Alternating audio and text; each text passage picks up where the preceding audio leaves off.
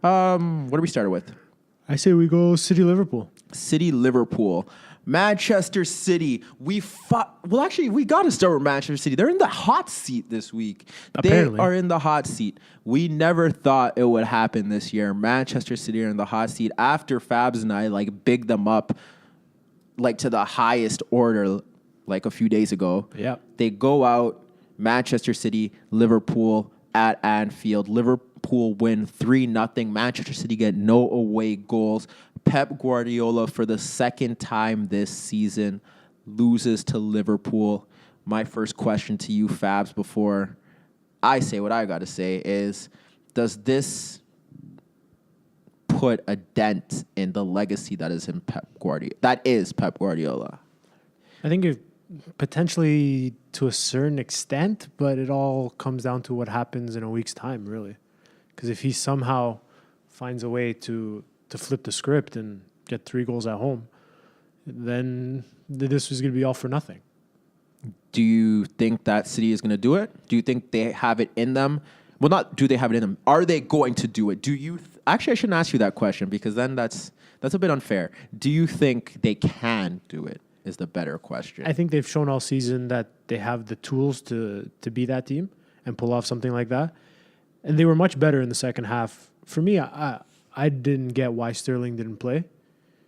That was... I get it in a sense as to you want an extra midfielder, maybe control the play, you're away from home, whatever the case is. But to continuously go to Sané over and over and over again, I don't think it panned out like Pep expected. Yeah, I thought he probably thought that Sané was gonna just destroy Arnold all game, and I don't know if Sané really got the better of him at all. Not even in one instance did he really skip by him and do well. But for the do they have the tools? Yeah, 100%. Their front three, the support they get from Silva and De Bruyne in midfield, can they score 4 goals in a game? Yeah, but in the same breath, are they going to be able to not allow Mane and Salah to nick one? Because nicking 1 goal, then I think the tie is over. Yeah. For me, it's the opening 20 minutes. If City can get a goal in the opening 20 minutes, then all hands on deck, it could happen. I was extremely surprised that they didn't get anything in the second half of that game.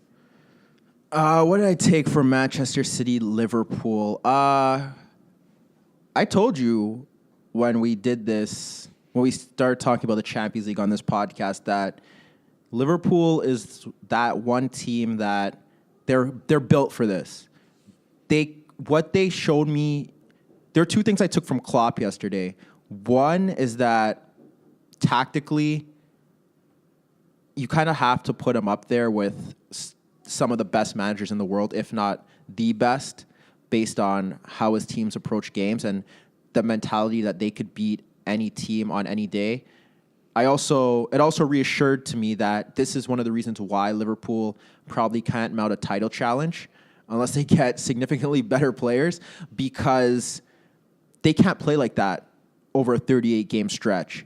But they could do that in a cup competition where they play one game, they could focus on that one game and then focus and prepare for the second leg the following game, right? And then if they get to a final, it's just the final to one off, right? Yeah.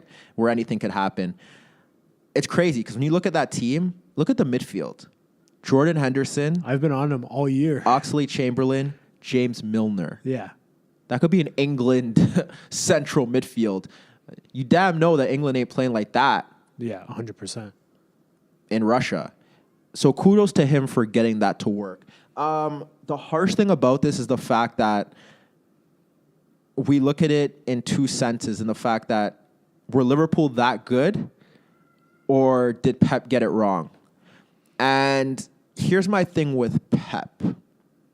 He's undoubtedly the best manager in the world. But on these big stages, semifinals, quarterfinals, this is the first quarterfinal, but mostly semifinals, something goes wrong. He overcomplicates things.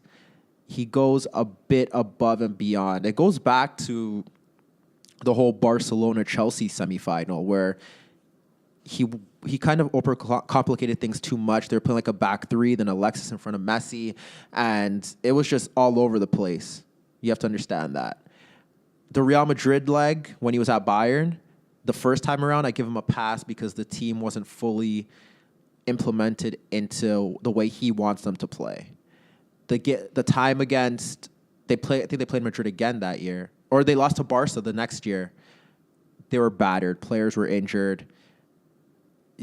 I can't blame him for that. The Atletico Madrid one, I can't blame him for that. Last year, their team wasn't good enough. They lost to Monaco, whatever. This one, he's got to get some of the blame because he totally switched things up.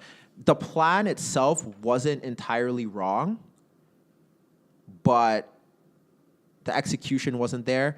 And with this Liverpool side, if you make those mistakes, they could punish you for it. Because the idea to play Gundogan in that central midfield and overload it, we've seen Pep do that time and time again. We've seen him do it at Barcelona, where he had Keita and then he pushed Iniesta wide, or he'd throw Fabregas in there and push Iniesta wide. Like, that isn't new.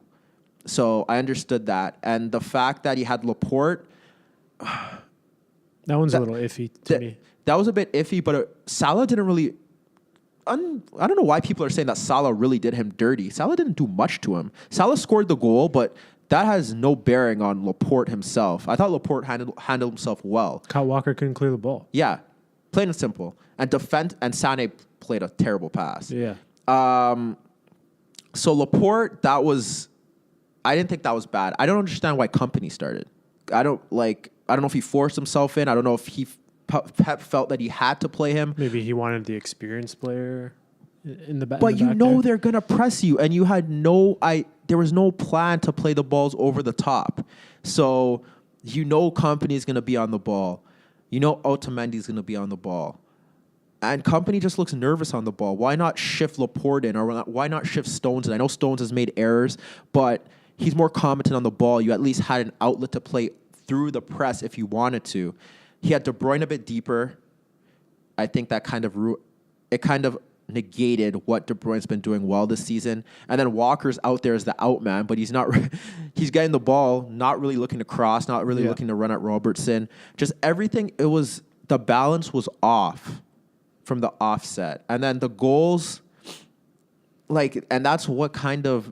It's not that it takes away from what Liverpool did, but it's kind of hard to explain. But it was a typical Klopp performance in the sense that the counterattack, based off the Sané pass, they break. A few errors there. Otamendi diving in, Walker not clearing. The second goal is just what do you do? You can't prepare for that. There's nothing you can do. Yeah. Milner breaks into that challenge, and then Ox fires a great shot. That's the second time he scored a great goal against City this year. I don't know how much stock to put into that, but there's that. And then the third goal, Otamendi just decides to run through the press and didn't work out. Yeah. And then they just got caught sleeping. Otamendi and Company ball watching. Not much Fernandinho could do because of the Firmino run in behind them.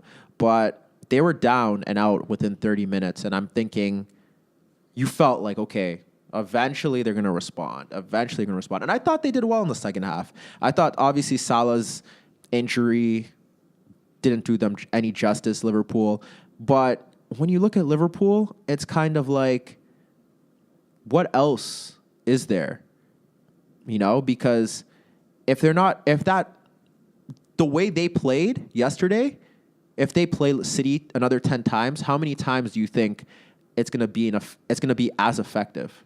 I think with this scoreline, Liverpool isn't as good as the scoreline shows, and City obviously isn't as bad as the scoreline shows. And that was the same thing that happened at Anfield in the 4-3, where it was just that 10-minute spell. And here was it was like a 20-minute wave. And I feel like Klopp is very reliant on that. And some games it works and they score a lot of goals, and some games it doesn't work and they create a lot of chances, and whatever happens there, right?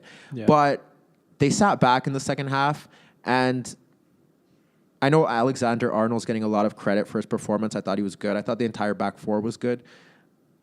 But there were, to my knowledge, 3 chances that came down that left side because they kept bombing it to Sane. Yeah, it's the only thing it was their only play all game. Yeah. And they had a few chances. The first Liverpool goal, and we have to look at that. The first Liverpool goal Was offside. was offside. Yeah. City kind of unlucky. And then I don't think Sane's not offside. Sané was not offside On for the that tap-in, which totally changes the tie. Yeah, that's what I was waiting for. I was waiting for them to nick a goal. Yeah. Because it looked like that second half, that's what the build-up was all to, was to get an effort somewhere. Yeah. But I don't think Jesus had an impactful game at all. No. I thought... they kind of played to Van Dijk's strengths. I know a lot of people are hyping up Van Dijk as, he's really set the Liverpool defense straight. But they played into his hands. He's very good in the air. He's going to win those aerial duels. But this is a game where you could kind of say that they did miss Aguero a bit because they wouldn't be looking to cross balls in. And I think that when balls are played on the ground and he's forced to move out of positions, Van Dijk isn't as good as he is when he's just forced to deal with crosses into the box. There wasn't enough movement from Jesus. No, and I agree. Sterling should have started. I don't know if that was a psychological thing because every time he's gone back to face Liverpool, he hasn't had the best performances. And Robertson had a field day with him at Anfield in the league, but for me, it was just too simple.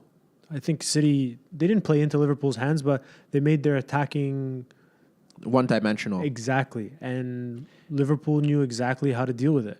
You could have Ox or Henderson slide over a little bit more and help with the coverage of Sané. And Laporte wasn't really getting forward either. No, and he didn't get up the field as well. So there's no overloading of that side.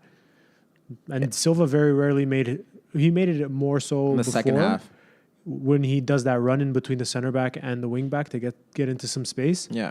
But it wasn't effective enough. Yeah. Liverpool knew what way it was going to come every single time. He looked a bit flustered as well. Yeah. I don't know if this is... A lot of people also aren't taking into effect how difficult it is to go to Anfield, especially on a night like that. It's not the easiest environment. It's a very tough environment. The contrast between Liverpool playing... Well, the scoreline helps them a lot, but the contrast between playing at Anfield and then playing at the Etihad is vast. Yeah. And not many teams go to the Anfield on a big European night or in general just go there in a big game historically and get a result, right? So it sets up an interesting tie, and I know a lot of people think it's over. I'm not ruling out City yet. It's kind of like, I'd say maybe 75-25, 80-20, and that's solely because of the deficit. Yeah. 3 goals, right? And you're hoping that they don't Liverpool don't get one. I feel like if City score, they could they could keep scoring.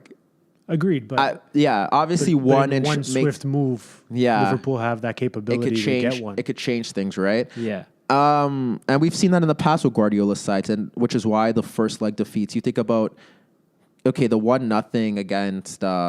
He apologized for the one against Madrid where they lost 1-0, then they got destroyed in Bayern.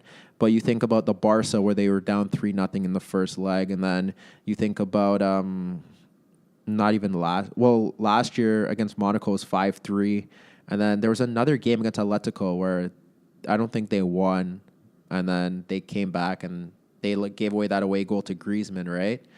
So we've seen them score goals in bunches. So that for me is what gives that little bit of hope for Pep. And if you are Pep, you're telling your team that, look, we can do this. It's not unattainable. Yeah. But is it likely that the difference between a 2-0 and a 3-0? Yeah. Even though it's only one goal, seems like a mountain to climb. And I think they could cope with the press. It's a bit odd that they've just made so many defensive errors against that Liverpool press.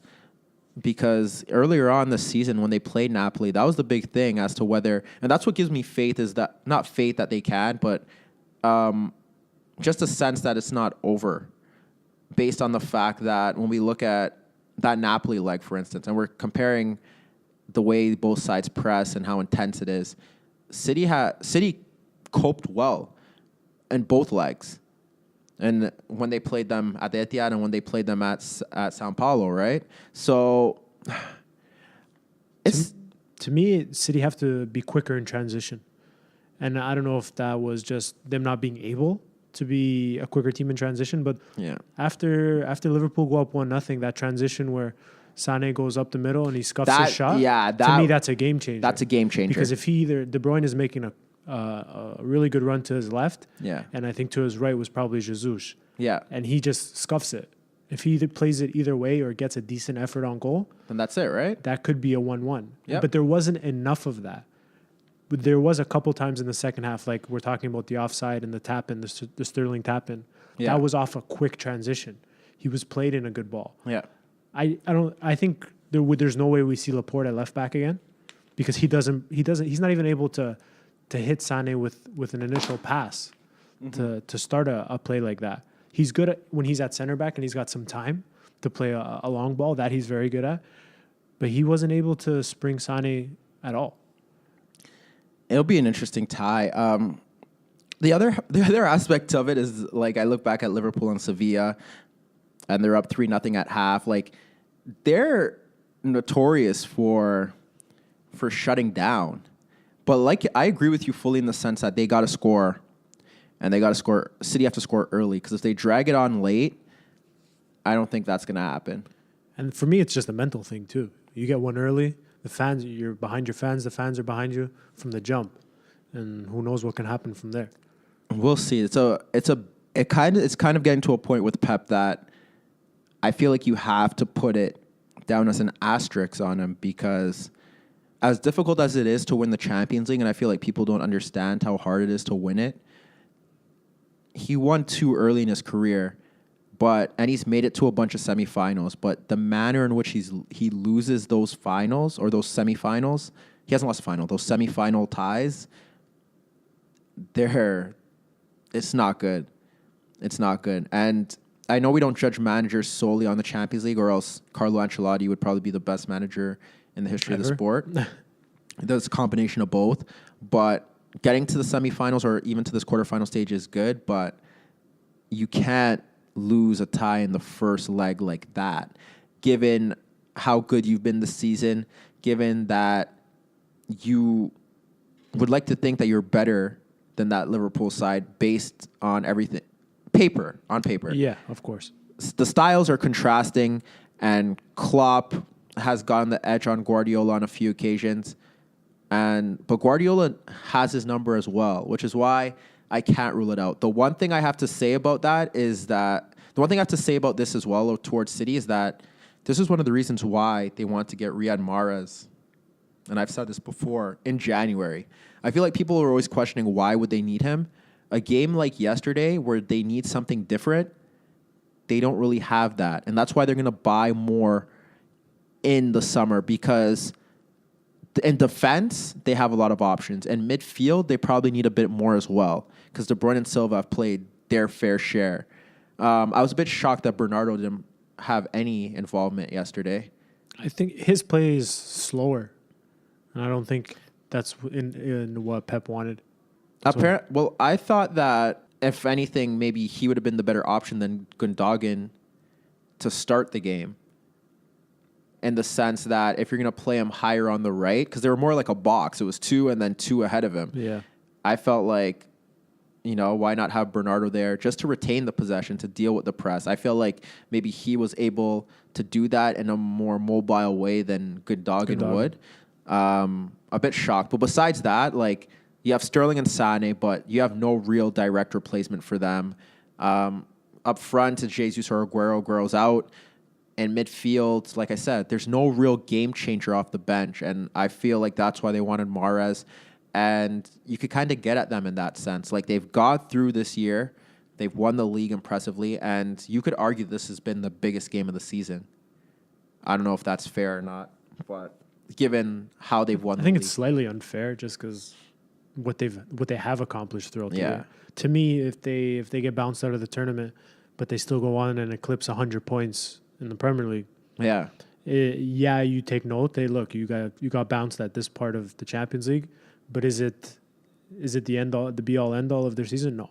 I think the accomplishments that they have achieved and in the form that they have won outweigh this. Well, people are putting a lot of stock into it because of the whole best Premier League team ever talk and the fact that they were tipped to be Champions League favorites.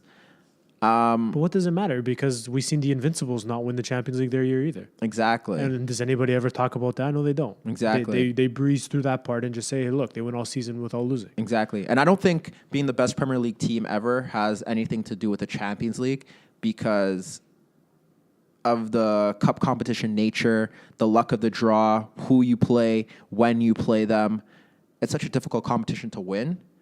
And I think they need to go through this regardless. Last year was last year. This year, as a team, the fact that they're winning that league together is huge. But the fact that they're going to lose at this stage, if they lose at this stage, would be even bigger because it's kind of not much of a wake-up call, but it's a sign of progression to where they want to be. There are a lot of players on that field, and this is why I didn't get the whole Arnold against Sané because maybe because he's English, but they were hyping Arnold because he's a 98 baby. But Sané's only a 96. Yeah. Like, Sané's young. There's a couple years difference. Sterling's young. Jesus just turned 21. Bernardo Silva's young. I know Kompany's there, Otamendi's there, but Laporte's still 23, Laporte's still 24. very young. Walker, this is his first big Champions League run. Like, they have a very young core there that have never experienced what they've experienced last night at Anfield. It's a different beast. Yeah. European nights. And Liverpool kind of have that advantage because they've gone to a different competition, but the context is still there in the sense that they've gone to a Europa League final and they've gone to tough environments. They've played on big nights at Anfield and they know how historic it is. And I'm pretty sure Klopp has brought that down to them and showed them how important it is. So 2 different levels, but in the grand scheme of things, we've talked a lot about City. Big win for Liverpool. I think that was Kudos to them. That was a prototypical Klopp performance. Everything went right. They kind of shaded off towards the end. They got a game against Everton this weekend. Do you rest or do you rest players? I think they could beat Everton with resting players. I think they'll probably most likely look into resting players. You have to, really, because this is your chance at getting something tangible. You're going to finish third, maybe second, but in the grand scheme of things, what do you gain? Yeah, what does it matter? From finishing a place up or a place down? Yeah. Top 4 gets a Champions League spot anyways. Yeah. Chelsea's doesn't look like they're going to break into that top 4. Exactly. So regardless of if you move up a spot or move down a spot, it's just for bragging rights. Yeah. At the end of the day, it doesn't mean anything. If you can make a semifinal of a Champions League, that's a few extra million in your pocket. Yeah, I don't think they rest. I think they will rest some players. I think Salah they can for sure. I think they can afford to. Well, does Salah play next week? How I haven't heard how serious the knock is. And Henderson doesn't play as well. Yeah, well, I think Chan will probably slide in, which I don't think is a bad replacement either. So of course, it kind of works out in their favor. In terms of Salah, I haven't heard anything today, so I'm gonna assume they're probably trying to keep it low key as long as they can. Do they win? Do they win at the Etihad without Salah? Without Salah? Yeah. I think it forces them to play a lot different, like they had to play in that second half. Yeah. And it just still have Mane. Yeah, that I 100% agree with you, but it allows City to not think about that extra bit of pace. Exactly. And that allows him to maybe not play Laporte, play Zinchenko, and Zinchenko's going to get further up the field. Yeah. Or play Danilo on that side, and he's going to join the attack. And now how is Arnold going to be able to deal with that? Yeah. Because now you have 2 guys coming at you. It's not just I just think there's, out of the 2 ties, because we know how about the next game that we're going to get into, same scoreline. This is the one where I feel like it's far from over. It's funny that you say that because there's the same scoreline. Yeah. But one is dead. Yeah. One is finished. Simply because we haven't seen Juventus play in that way all year. Yeah. How many times have we seen them just nick a result? Yeah. Whereas we've seen City throttle teams all season and do whatever they please. If City went, I'm not saying this happened. If City went and beat Liverpool 4-0 at the Etihad, I would not be surprised. I'd be a little surprised. Because you expect Liverpool to score. Yeah, that's my thing. That's where the 3-0. What if they beat them 5-1? It's definitely possible. Would you be surprised? Okay. It's definitely possible. Okay, we'll stick with that. Just because of the resources. I would not be surprised if I do not by any stretch of imagination. I might stay saying that that's going to happen, but I would not be surprised if that happened. But I feel like Liverpool and Klopp this is big on Klopp because he has to know that if they bottle this, he's on the line. He's on the hot seat. It's not going to go down well. But I think they know that they're going to slow down the game, keep it choppy, keep it physical, break it up whenever they can. I think that Liverpool are in good hands. And, 80-20, 75-25. But it's not dead. No, I think it's far from dead. Yeah. But in the same token, if Liverpool nick something, that makes it so much harder. Yeah. For City. Especially if they score. I'd want them to score first. Liverpool? Yeah. But that kills it. That kind of kills the game. No, they still got to attack. City still got to, like, when I mean, like, score first, I mean, like, in the opening, like, 5 minutes. If Liverpool gets a goal in the opening 5 that would make minutes, things a lot interesting. It would make things interesting in the sense that the dams open up. Yeah. Because I think we don't see City really open up for the first half. Yeah. Like, really go for it. Yeah. They'll probably test the water, much like what they did in the second half. Yeah. Because I thought they controlled the pace of the game and they dominated the game in that sense, but they didn't really go for it. No. They weren't pushing everybody up the pitch. Yeah. If in the second half, if it's still 0-0, then you see them throw on everything they have for it. Yeah. Yo, this IG Live thing is wild. It was telling me I got 148 minutes remaining. I feel like giving you a limit. This was definitely our Liverpool the Man City segment. We're gonna end this